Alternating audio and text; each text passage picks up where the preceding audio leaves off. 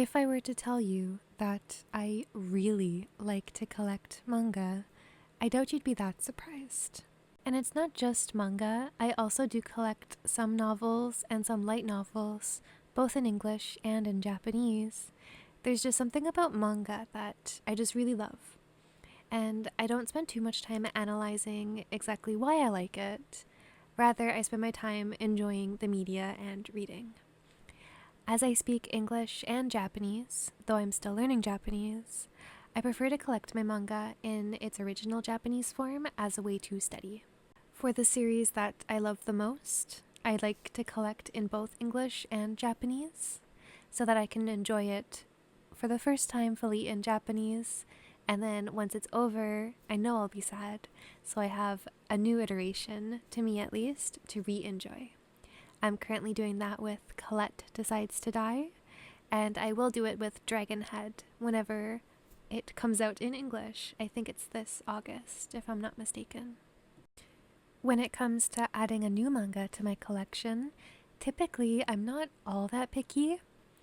Generally, what I like to do is if I find a manga for sale online, first I'll download a free sample to check out whether I think the art is what I would like, and if I enjoy the way that the author tells the story at the very beginning.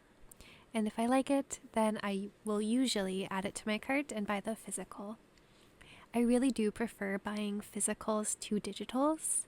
I know that it's much cheaper and easier on the space to buy digitals. However, digitals don't feel permanent to me. I really don't feel safe. I don't know if safe is a good word, but it doesn't feel safe to me to purchase things digitally. I don't trust that they'll always be there. Physicals, you have it in your hand. It's there until you know it's not there. Digital, it's a little bit different. And so while I am running out of space, I do always choose to buy physicals whenever possible.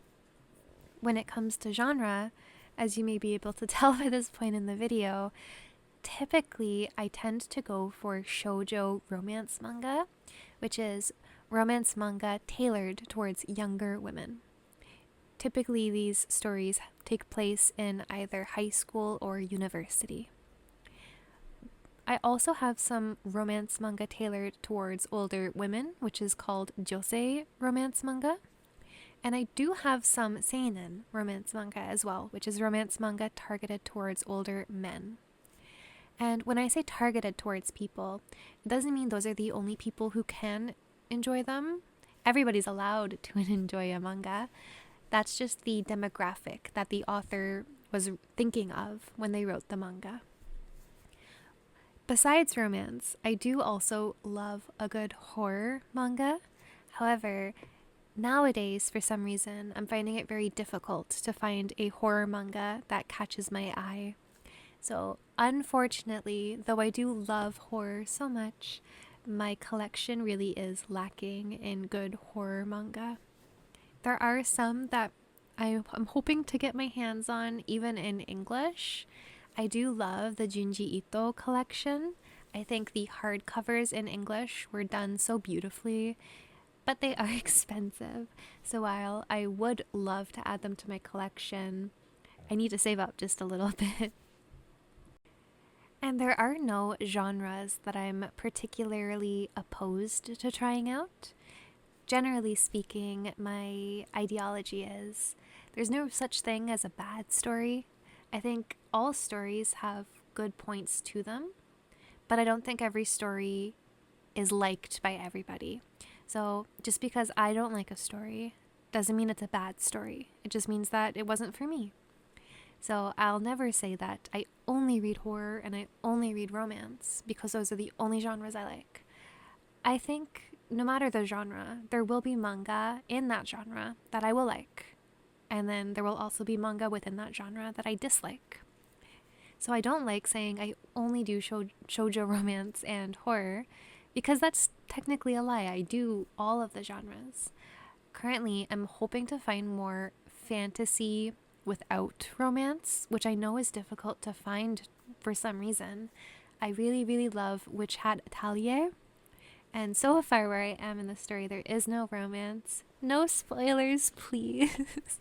I am just starting it out, but I'm really enjoying it. So, if you have any recommendations of a good fantasy manga with less romance, I would be very interested in hearing it. Please and thank you. Even if there is romance, I love a good romance story.